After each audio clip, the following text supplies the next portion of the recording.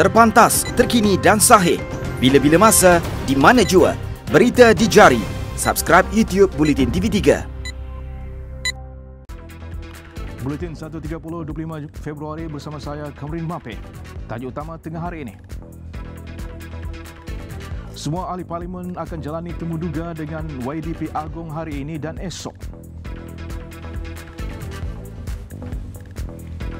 Tun Dr. Mahathir mulakan tugas sebagai Perdana Menteri interim.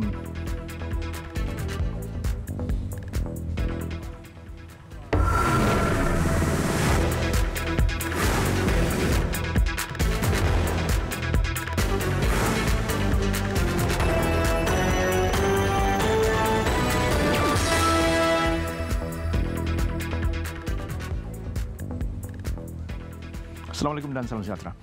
Tun Dr. Mahathir Mohamad hari ini memulakan tugas sebagai Perdana Menteri interim. Beliau memasuki Perdana Putera yang menempatkan pejabat Perdana Menteri pada pukul 9.29 pagi.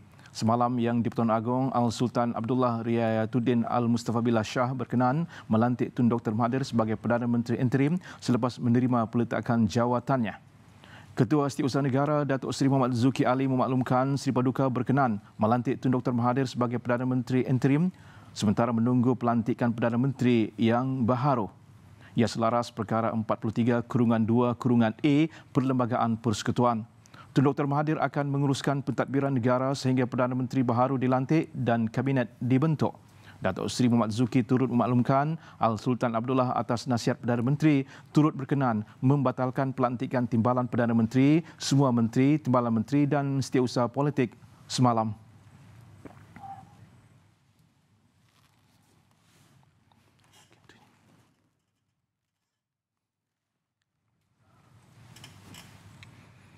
Sementara itu, bangunan Perdana Putera dilaporkan sibuk hari ini dengan kenderaan keluar masuk membabitkan bekas menteri dan ahli parlimen pagi tadi. Untuk laporannya, kita lintas langsung bersama wartawan Sarah Abdullah yang berada di Perdana Putera Putrajaya. Sarah, mungkin ada perkembangan terkini yang boleh dikongsikan bersama penonton Buletin 1.30. Sarah?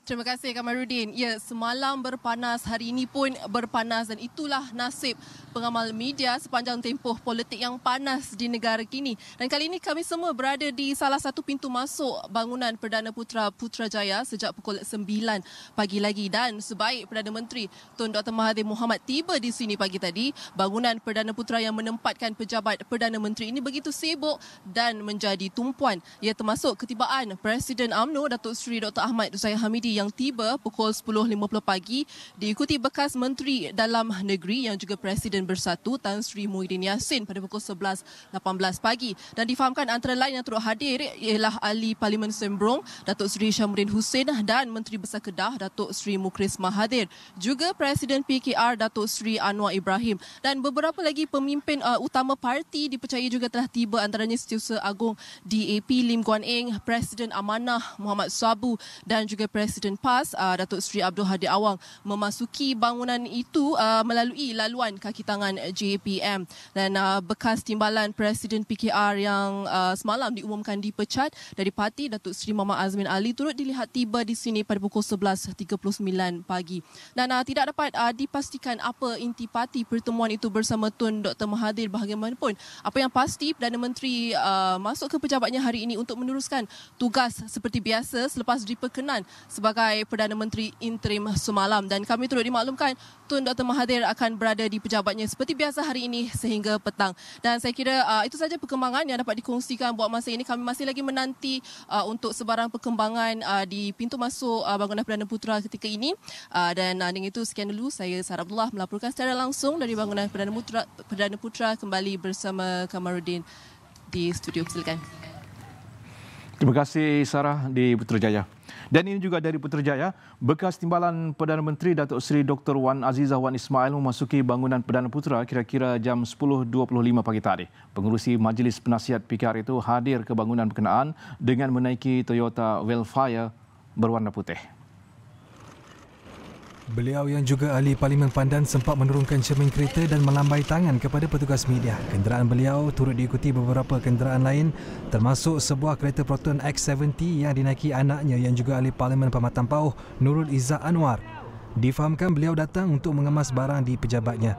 Datuk Seri Dr. Wan Azizah dilihat meninggalkan pejabatnya kira-kira sejam kemudian. Terdahulu pada awal pagi tadi, Ahli Parlimen Pandan itu yang ditemui di kediamannya di Bukit Segambut berkata pelantikannya sebagai timbalan Perdana Menteri wanita pertama di negara ini ketika Pakatan Harapan Memerintah Negara adalah satu penghargaan dan pengalaman berharga. Penghargaan dan juga penghormatan kepada seorang wanita. Alhamdulillah, saya rasa gitulah. Okey, terima kasih banyak. Semalam, Ketua Setiausaha Negara dalam satu kenyataan berkata Yang di-Pertuan Agong berkenan membatalkan pelantikan timbalan Perdana Menteri, Menteri, Timbalan Menteri dan Setiausaha Politik atas nasihat Perdana Menteri berikutan peletakan jawatan Tun Dr. Mahathir Mohamad.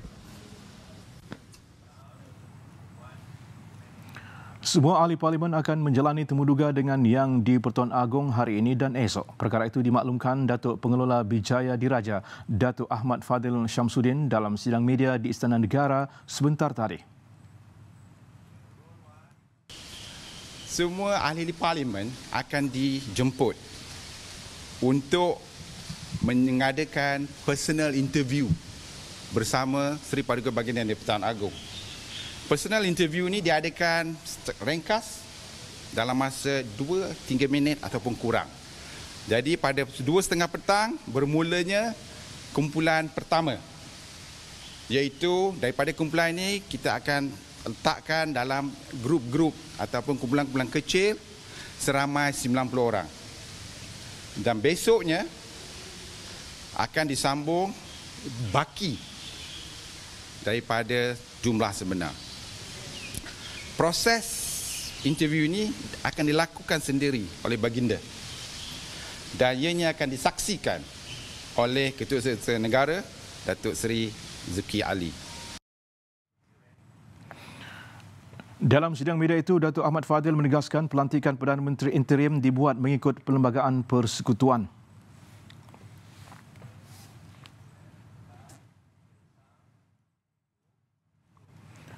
Kira-kira sejam lagi ahli parlimen yang sudah tersenarai untuk menghadap Yang di-Pertuan Agong akan berbuat demikian. Bagi mendapatkan perkembangan baru di Istana Negara, kita bersama wartawan Nurul Amalina Zainuddin.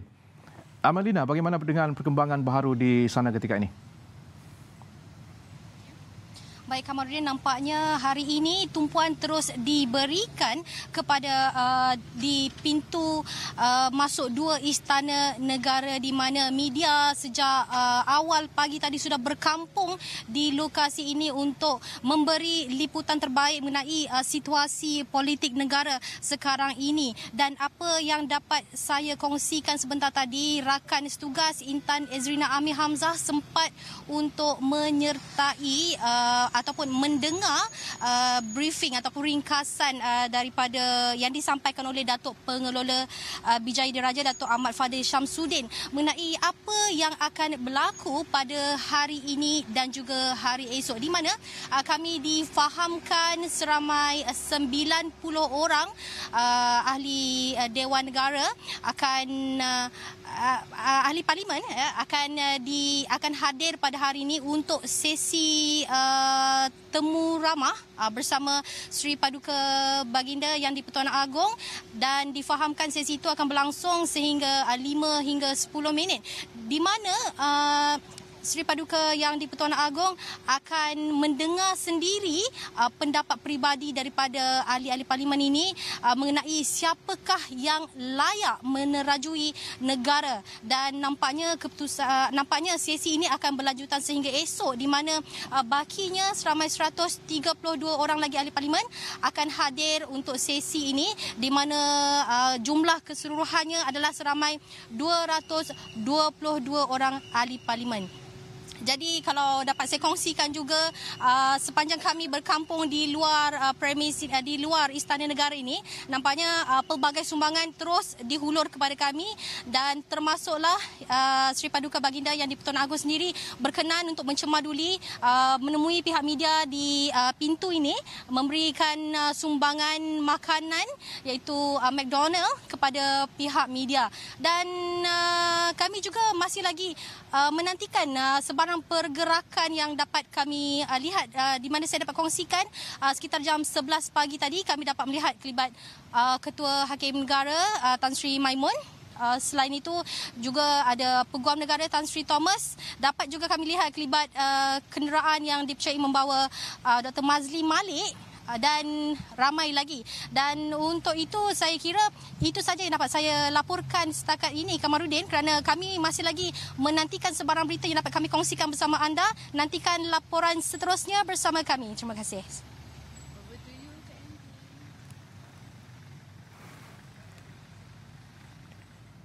Terima kasih Amalina, langsung dari Istana Negara. Pemimpin Parti Bersatu mengadakan pertemuan dengan Perdana Menteri Tun Dr. Mahathir di kediamannya di Demain Serkembangan pagi tadi. Antara yang dilihat memasuki kediaman Tun Dr. Mahathir ialah Presiden Parti itu Tan Sri Muhyiddin Yassin, Timbalan Presiden Datuk Sri Mukhris Mahathir dan Ketua Serikandi Bersatu Datuk Sri Rina Harun. Pertemuan selama lebih sejam itu difahamkan untuk membincangkan kedudukan Tun Dr. Mahathir yang telah meletakkan jawatan sebagai pengurusi parti itu semalam.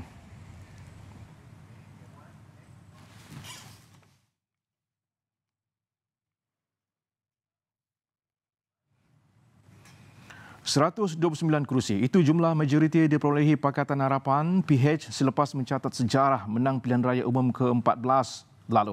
Namun sejak kejutan krisis politik yang memuncak semalam, kepimpinan kerajaan menyaksikan parti pemerintah itu tumbang selepas hilang 37 kerusi dalam sekelip mata. 2 hari lalu, jumlah kerusi yang berada dalam pegangan gabungan PH yang melibatkan PKR iaitu sebanyak 50 kerusi, DAP 42 kerusi, Amanah 11 kerusi dan Parti Perubumi Bersatu Malaysia Bersatu memiliki 26 kerusi. Manakala di Blok Pembangkang, Barisan Nasional memegang 42 kerusi, 39 milik UMNO, 2 milik MCA dan 1 kerusi milik MIC. Di Blok Sama, PAS mempunyai 18 kerusi, Gabungan Parti Sarawak GPS 18 kerusi, Gabungan Bersatu Sabah GBS 3 kerusi, Parti Warisan Sabah Warisan 9 kerusi, Parti Sarawak Bersatu PSB 1 kerusi, Pertubuhan Pasok Mamugun Kadasan Dusun Murut Bersatu APCO 1 kerusi dan Bebas 1 kerusi. Bagaimanapun sejak mesyuarat tergempar melibatkan beberapa parti politik negara dijalankan Ahad lalu, kedudukan PH terus goyang. Hari seterusnya, persoalan terlerai apabila Bersatu menerusi Presidennya Tan Sri Muhyiddin Yassin mengumumkan parti berkenaan keluar dari PH. Ia kemudian menyaksikan PH kini mempunyai hanya 92 kerusi, 39 milik PKR, 42 milik DAP, manakala bagi 11 lagi milik Amanah. Barisan Nasional dan Parti Blok Pembangkang lain kekal dengan jumlah sama. Yang berbeza adalah jumlah kerusi bebas yang kini memiliki 12 kerusi apabila bekas Timbalan Presiden PKR Datuk Sri Azmin Ali bersama 10 anggota parlimen lain meninggalkan parti dan membentuk blok bebas di parlimen. Perhatian kini tertumpu kepada gabungan baharu dalam parlimen dan siapakah individu yang bakal mendapat kepercayaan Dewan Rakyat untuk diangkat menjadi Perdana Menteri ke-8.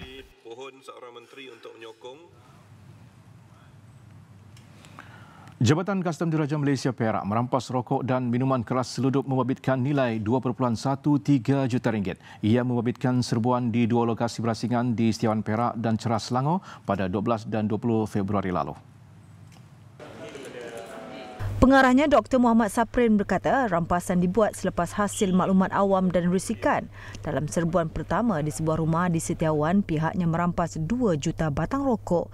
Manakala serbuan di Ceras, sebanyak 8,628 tin dan botol arak dirampas. Dalam serbuan di Ceras tu, pesukan kastam telah menyerbu sebuah rumah dan di kawasannya ada lori, dan lori itu kita masih buat siasatan dengan pihak Jabatan Pengangkutan Jalan untuk mengesan siapakah tuan punya lori berkenaan dan sejauh mana penglibatan pihak tuan punya lori dalam penyeludupan rokok dan minuman keras ni. Rokok ni pula kita dapati dibawa masuk seludup dari negara jiran kita, Indonesia. Dia dari Belgium. Manakala untuk liquor pula hasil riset kita dapati dari India. Belgium. Dan ada biar daripada Belgium. Ada 2 tu. Difahamkan siasatan masih dijalankan bagi mengenal pasti dalang sindiket berkenaan. Kedua-dua kes disiasat di bawah Seksyen 135-1-D Akta Kastam 1967 dan boleh didakwa di bawah peruntukan yang sama. Besar impaknya. Selepas hasilnya, pantas menampilkan prosiding ini secara dalam keuangan maya. Berita di jari. Subscribe YouTube Bulletin TV3. Luar negara. Itali melaporkan kematian ke-6 akibat wabak COVID-19. Ketua Jabatan Perlindungan Awam Angelo Borelli memaklumkan angka maut tertinggi melibatkan kawasan utara Lombardi dengan 5 kematian. Ekoran itu 50,000 penduduk diarah menjalani perintah berkurung sekurang-kurangnya untuk tempoh seminggu. Itali kini mencatatkan 229 kes sekaligus merekodkan jumlah tertinggi di Eropah. Jumlah itu juga bermakna negara itu hanya mencatatkan penambahan sebanyak 10 kes. Pihak berkuasa juga mengarahkan penutupan lokasi tumpuan ramai seperti restoran, sekolah, bar, panggung wayang dan disko sekaligus menjejaskan 30 juta rakyatnya.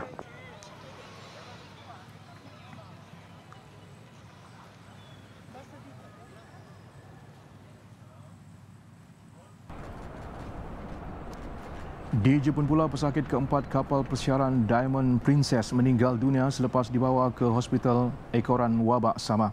Media tempatan melaporkan kematian itu membabitkan seorang lelaki berusia 80-an tetapi maklumat lanjut mengenai mangsa tidak didedahkan. Bagaimanapun, Kementerian Kesihatan tidak segera memberi maklum balas terhadap permintaan untuk mengesahkan laporan.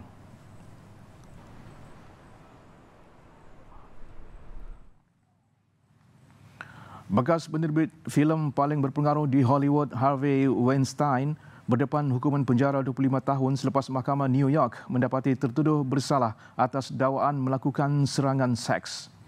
Kesalahan itu dilakukan ke atas pembantu penerbit Mimi Haliani pada 2006 dan pelakon Jessica Mann pada 2013. Weinstein kini ditahan sehingga pendengaran hukuman itu diadakan 11 Mac ini. Untuk rekod, lebih 80 wanita termasuk pelakon popular mendakwa pernah menjadi mangsa Weinstein. Kes itu mendapat perhatian global sejak pertama kali didedahkan pada 2017 sehingga membawa kepada kempen #MeToo. Pertubuhan Time's Up dalam satu kenyataan menyifatkan keputusan itu sebagai keadilan era baharu.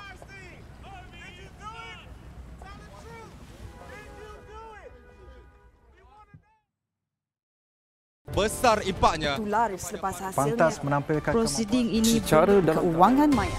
Berita di jari. Subscribe YouTube Bulletin TV3. Pendahulu Liga Perdana Inggeris, Liverpool hampir-hampir dimalukan di halaman sendiri ketika berdepan West Ham United. Pilihan juara musim ini itu bangkit dari ketinggalan sebelum menang 3-2 sekaligus melebarkan kedudukan mata dan mengekalkan rekod tanpa kalah selepas 27 perlawanan. Pertembungan Liverpool dan West Ham United berlangsung di Anfield berbekal reputasi menang kesemua aksi Liga di hadapan penyokong sendiri. Dan rekod itu seakan berpanjangan apabila Jorginho Wijnaldum meletakkan tuan rumah di depan menerusi gol seawal minit ke-9. Pelawat hanya memerlukan 3 minit saja untuk menyamakan kedudukan menerusi Issa Diop. Dan tuan rumah berada dalam keadaan tertekan apabila West Ham mendahului 2-1 hasil jaringan Pablo Fornals selepas rehat. Walau bagaimanapun, Liverpool berjaya membuat kebangkitan yang diidamkan menyaksikan mereka berjaya mengubah nasib pada baki permainan. Mohamed Salah mengikat keadaan 2-2 menerusi jaringan minit ke-68 sebelum Sadio Mane muncul wira pasukan meledak gol kemenangan 9 minit sebelum perlawanan tamat. Keputusan 3-2 memastikan skuad bimbingan Jurgen Klopp itu mencatat kemenangan ke-18 berturut-turut dan menyamai rekod Pep Guardiola bersama Manchester City sekitar Ogos hingga Disember 2017. Sekian paparan Buletin 1.30.